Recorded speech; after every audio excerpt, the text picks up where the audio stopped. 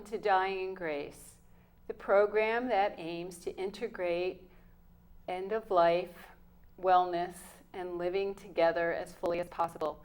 Our program designs to take all kinds of topics related to death and make it palatable and embrace it and understand how we can change the landscape of that last taboo. Each week, I bring a community expert to talk about some area about living well and dying well. And this week, I have a return guest. I'm really excited of having a return guest. And before I tell you about him, I want to know that this is part 2 of his talk. And for all of my viewers, if you go to dyingingrace.com, you can watch my guest's first episode, his first discussion, as well as all the past episodes of Dying in Grace. So, with that, I am most happy to invite back and welcome back my friend, the Executive Director of Ventures and Caring, Simon Fox. Thank you, Arlene. I appreciate being here, and thanks for bringing me back. Yeah, well, we're calling this Oxygen for Caregivers Part 2. Good. So, so again, just for people that don't know about what Oxygen for Caregivers is, just a synopsis of what is that? Well, it's an outgrowth of our mission to support people's well-being during crises through health and illness, through illness and injury, and even in the dying process. How we came across this was through our student volunteers who visit the very frail elderly throughout the community.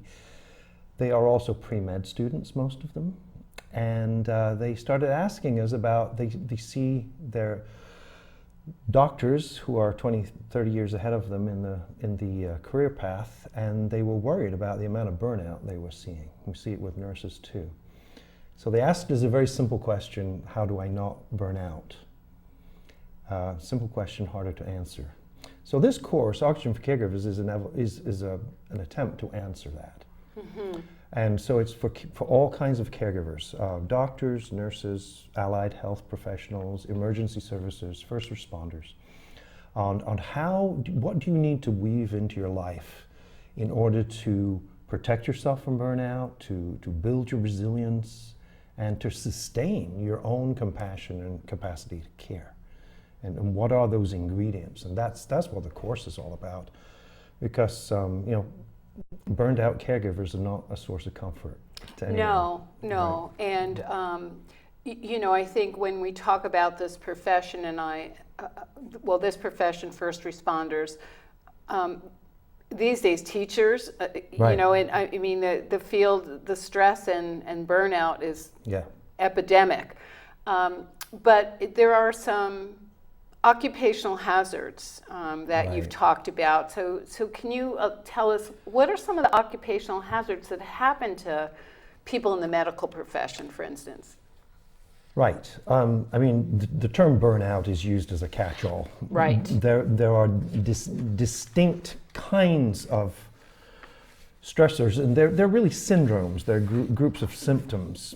And there's there's 2 main types that are a double whammy for the health professions, that are unlike this. What I'm speaking of is people who come to face with human suffering on a regular basis. And for them, it's not just the heavy workload, it's also encountering trauma. And so the different kinds, there's 6 main kinds of this burnout. 3 have to do with exhaustion. There's burnout, which is like dealing with stuff in the workplace that's just workload, right, poor management, things like that. The second one is compassion fatigue, which is an emotional exhaustion from giving and giving and giving and giving and giving and giving until you're out. Right. And so that's got more to do with the relationships that you have. And then there's a moral distress, which is an exhaustion of fighting with your conscience over things you've been asked to do that morally, ethically, you don't agree with. like nurses who are, forced to discharge a patient and send them home when they're not ready to go home. And there's this ethical struggle. So those are three kinds of exhaustion, if you will, and then there's three kinds of traumatization. Secondary trauma, which comes from hearing stories of, tragic stories that bother you, that keep you up at night. Sure. That's a secondary trauma. Then there's vicarious trauma, which is more of that, only it's after you've heard hundreds of these stories that really start to change your whole view of the world. That's vicarious trauma. And then this primary trauma is when it happens to you, or when you're in danger. And nurses, for example, experience more on-the-job violence than any other profession. So and people don't even think about that. Nursing aides, they get more injuries than construction workers. Right. So there's real hurt going on. Yeah, in the the physical profession. hurt, not to mention everything that they're watching. Yeah. I am aware that trauma-based care is becoming more of an awareness in society. I'm hearing it in the medical field. I'm hearing it in terms of child abuse and how that it looks at incarceration. So there is an awareness that we all, well, hopefully we haven't all, but most of us have had some kind of traumatic event or, had some vicarious experience, the mudslides being a perfect example of that. Whether you were yourself were there, we all were traumatized by that.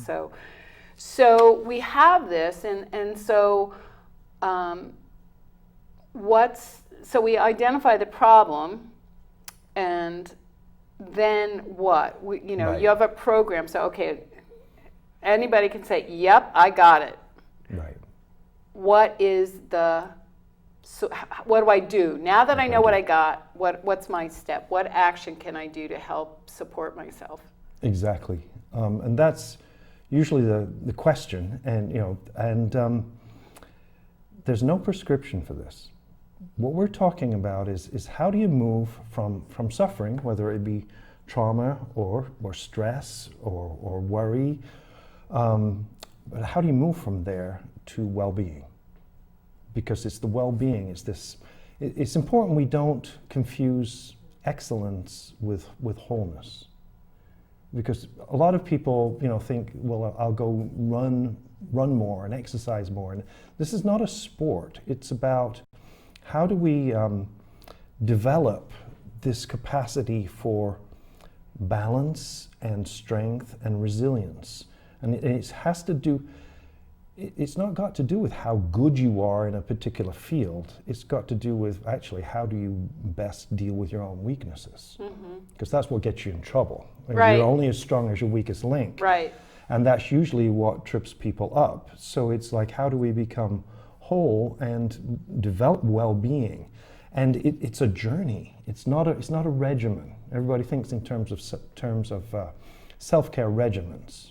I should meditate more, I should do yoga more, I should run more, I should walk more. The list can be exhausting in itself. It is, and that's the whole point. You don't get, people are on this treadmill of tasks, and you don't get relief by just getting a different treadmill.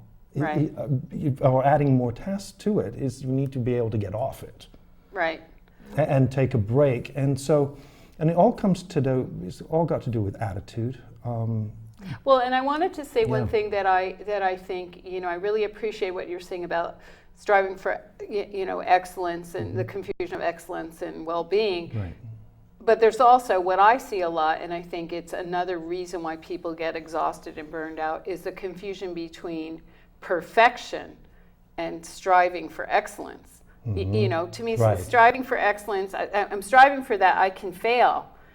But if I'm a perfectionist, what I do when I fail is all part of the capitulation and the downfall. Because in my head, now I'm running whatever else the external factors are internally, I'm also taking my own toll on myself. You know, and so I see that a lot, particularly in these fields.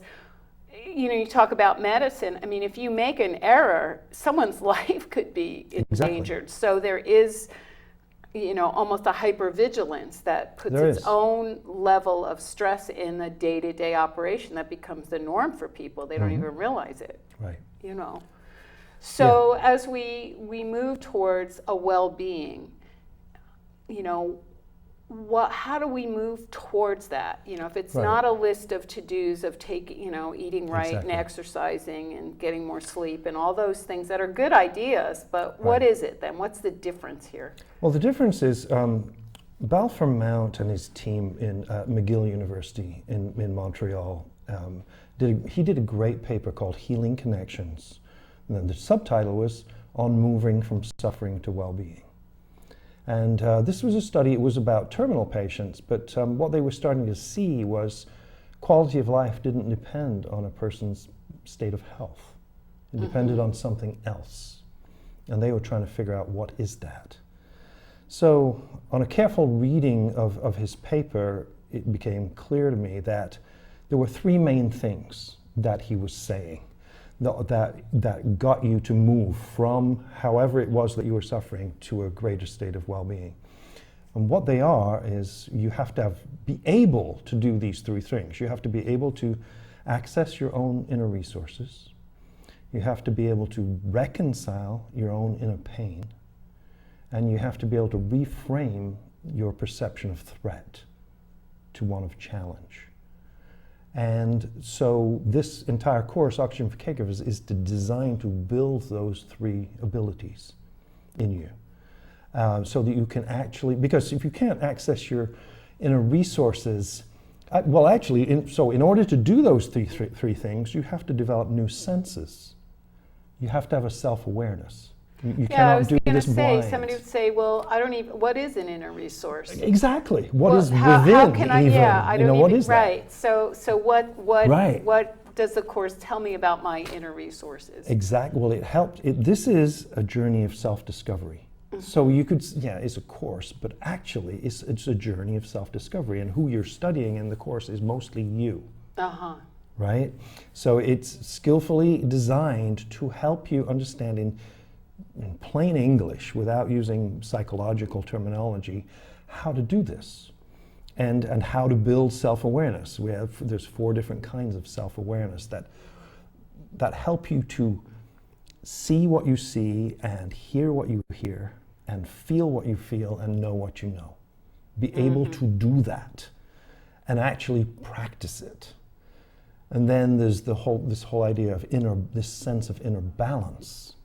Because if you don't have that, you don't notice that you're out of balance until way too late.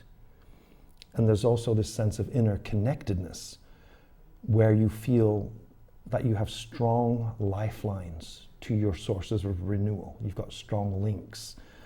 And you see this in people who commit suicide, they lose touch with what is meaningful to them. It all comes back to, what good is it if you gain the world and lose your soul in the process, right?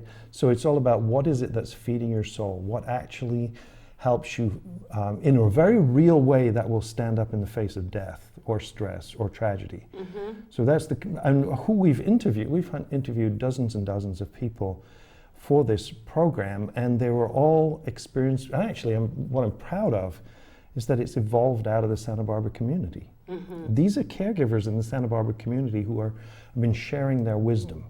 And there are so your people program has developed because these very caregivers are saying to you, this is how I get renewal. This is how I'm able to go back on the job after a tragedy. So this is not theory. This is actual practice. This is you're culling the wisdom of the people in the field, and then putting it in terms in a way that anybody could access it for themselves. Exactly. And do it in a way that they gain the same ability to move towards well-being. It is. In fact, through the course we've developed, it introduces people to those very caregivers who are sharing their wisdom. And so it's the real, we call it real world self-care. It's what do people actually do? Right. Not the quote best practices or what the experts tell you should do, what people actually do. And what they actually do is they invent their own way. They adapt stuff and they make it fit their life. And that's one of the key things. Unless it fits in your life, you're not going to keep doing it. Right. If you prescribe it for me, it's like anything. You know, the doctor writes you a script, or you get a physical therapy exit, and unless you believe in it, it's just a piece of paper. Exactly. Yeah. Exactly. So this is what this journey does. It helps you find those things and refine them and zero in on exactly what it is that's going to actually move you to a better place, and then build commitment to that, and find out who are your allies who are going to help you do that. So the whole journey takes you to a better place, and we even have measures in the front end and the back end to show your progress. Mm-hmm. And that's all based on the work in post-traumatic growth, where based on people who have thrived through adversity. Because that's the most powerful form of resilience you can get, is from the people who have actually gone through really tough stuff, and they come out the other side better, stronger, wiser. Right. Because the whole thing with like compassion fatigue, it makes a demand of us. And the demand compassion fatigue makes is that our compassion must become wiser. Mm-hmm. We cannot just go blindly give, fall over. Right. So, it's not, vacillating between self-neglect and self-indulgence is not balance. Right, but that's often what people choose. And you see those extremes. You self-medicate in whatever your medication of choice is, whether it's chocolate or alcohol or drugs or exercise or whatever. They can all be numbing agents. Right. And in the name of self-care, you run 20 miles a day so you don't have to feel what you're feeling. Right. When you talked about the adversity, I know that we share a mutual hero, and that's Viktor Frankl. Yeah. And for people who don't know, his book Man's Search for Meaning was very much about him being in a Nazi prison camp, a psychiatrist, and observing who survives and who doesn't. Right. And it is about the choice that people make about how they're going to be with what is. Yeah.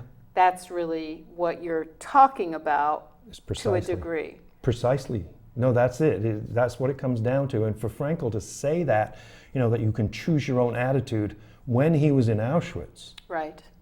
We have no wiggle room on our end.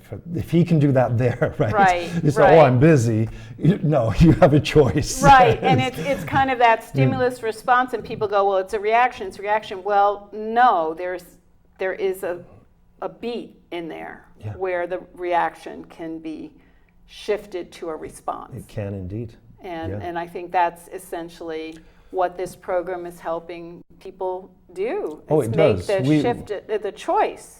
We built breathing space into this course, this journey. Like with music, with poetry, with gorgeous scenery, so that the course itself is a breath of fresh air. The very taking of the course does reduce your stress. Not just learn about it, actually does it. And so we created this way. Because why? Because people who are taking it are stressed out to begin with. Right. We didn't want it to be a burden to them. Right. We wanted it to be a pleasure. Something that they would like so much, they would take it again just because it felt so good. And are you finding people are doing that? We are. That's great. We are. We've from pre-med students all the way through very, very experienced lifelong nurses. The feedback we've got so far has been fantastic. And the fact that we chunked it down into small bites so that someone can, if they got a spare 10 minutes, they can take a piece. And so it's many, many steps, where they can take it in 20-minute sessions or 10-minute steps, this kind of thing. So I know one of the things that's in the course is this list of burnout mythologies. The idea about how we hold burnout, and so I'm going to raise a few on that list, and the complete list is available if people want to sign up for the course. It is. But let's just take a few, and one is if you have compassion fatigue. Right. or you're burned out, it just means that you don't care enough. You're really not a caring person, because a caring person would be able to get through this and not worry about themselves at all. So how do you... Completely fallacious. I mean, no. In fact, compassion fatigue hits the people who care the most first and hardest. And the first symptom of compassion fatigue actually is people working harder. And they give more. And then they give more. But it becomes a devastating problem. And in the early days of the research on compassion fatigue by Charles Figley and team during the 1990s, it was originally called the embitterment syndrome. Embitterment syndrome. It's that phenomena of you've given and you've given and you've given and you've given and you've given even more, and you've given more than you think you could give. Nobody's particularly appreciative. They want more, and you start to get bitter about it. That resentment. And so, in fact, really the step one, and probably the most important thing I could ever say this tonight is whatever it takes, cleanse your heart of bitterness. Because that will get you, and it will poison your life. And so, but that can happen to the very best, most caring and dedicated people, if they are not wise about the way they deliver compassion. It also reminds me that in the environment that you're working in, the more you do, the more you get to do. Right. And the expectation gets risen. Right.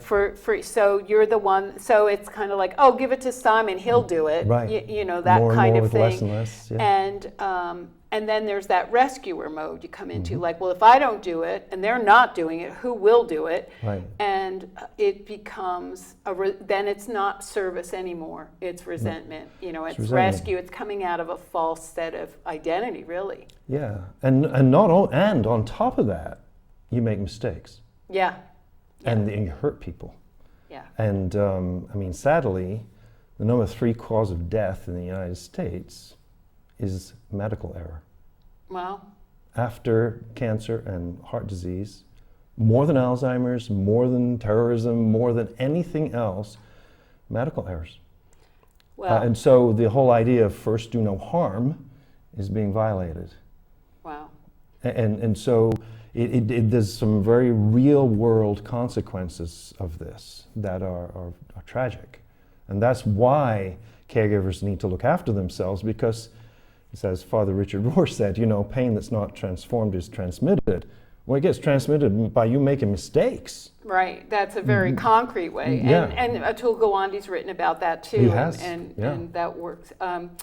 So I want to look at one of the other mythologies you have, which is self-care is selfish and indulgent. And you should always put other people first. You need to go last.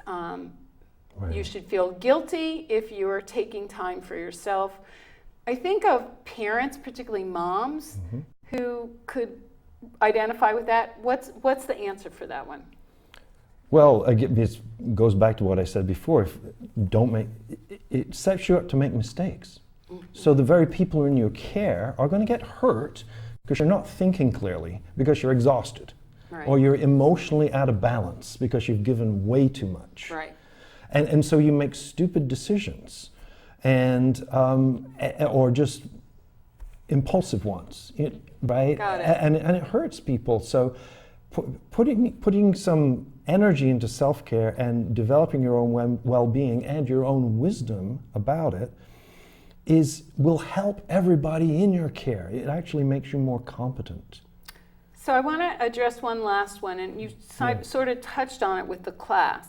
Yeah. But I can imagine both professional caregivers and also people who are volunteers or family caregivers who would say to you, I don't have time to take care. I don't have time for this. There is not enough time in the day. How could I possibly take a course? Right. There is that myth. I don't have time to take care of me. So tell me how your course helps me shift that and the practicality of taking this course.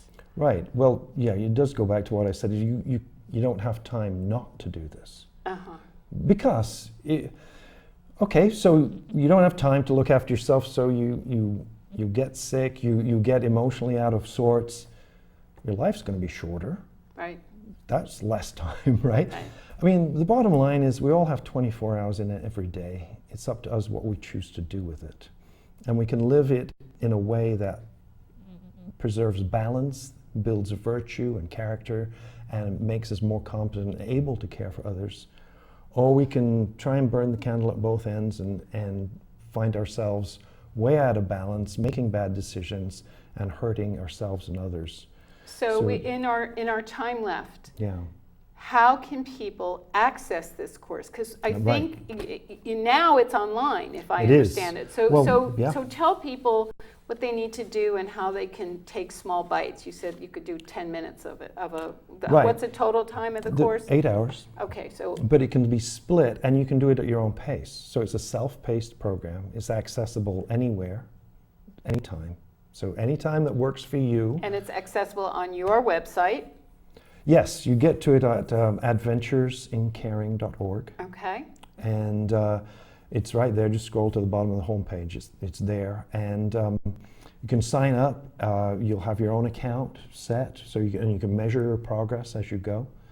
And each step is, well, each chapter or session is about 20 minutes, and there's usually about 4 steps in a chapter. So it's about 5 minutes each.